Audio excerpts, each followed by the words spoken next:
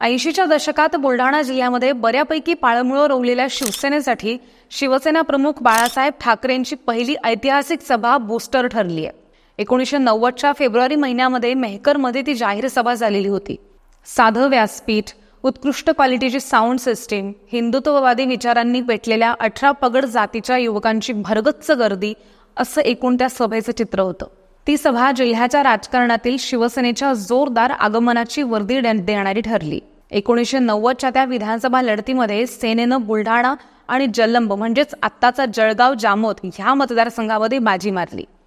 त्यानंतर सेनेनं मागं वळून पाहिलंच नाही। एक संघ गटबाजी विरहित सेनेनं नंतरच्या सगळ्या विधानसभा लढतीमध्ये किमान 2 आमदार कायम राखले।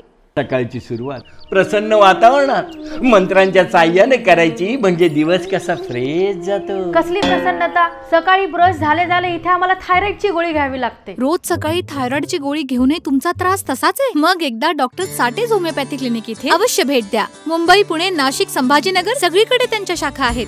1998च्या लोकसभेमध्ये अचानक संधी मिळालेल्या सेनेनं 2024 पर्यंत आपल्याकडे खासदारकी कायम राखली आहे।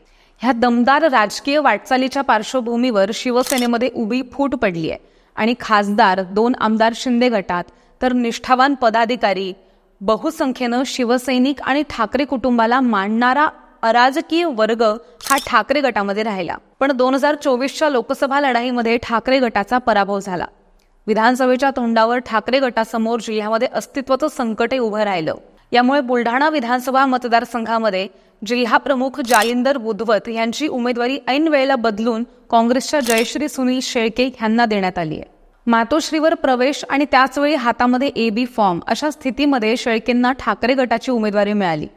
पण मातोश्रीची ही चाल राजकीय मास्टरस्ट्रोक ठरला। त्यामुळे शिंदे गटासमक्ष प्रचाराच्या पहिल्या टप्प्यापासूनच कडवं आव्हान करण्यात ठाकरे गट यशस्वी ठरलाय।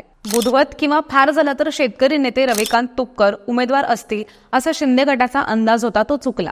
अनपेक्षितपणे काँग्रेस नेत्या जयश्री शेळके यांच्या हाती मशाल देऊन मैदानामध्ये त्यांना उतरवण्यात आलं।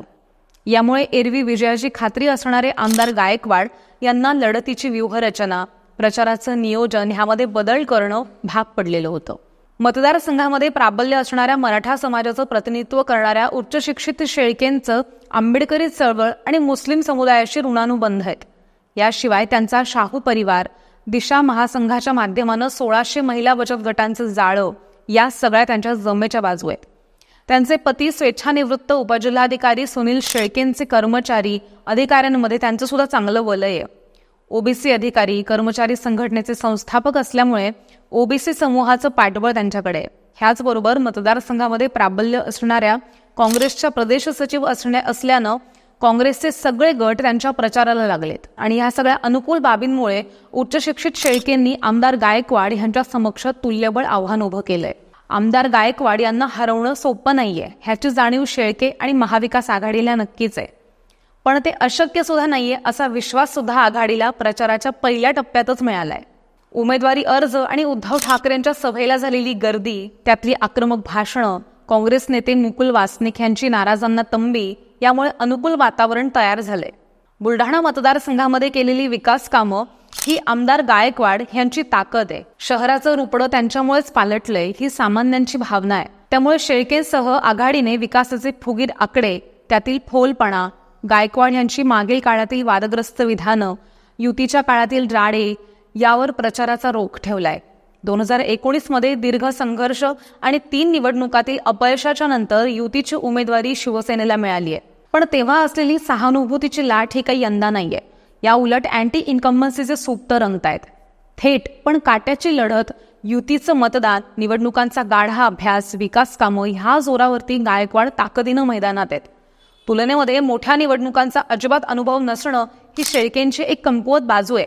पण अशा स्थितीमध्ये सुद्धा यंदाची लढत ही दोघांनाही सोपी नाहीये हे आत्ताच स्पष्ट झालंय आणि ही काट्याची लढत दुरंगीच आहे।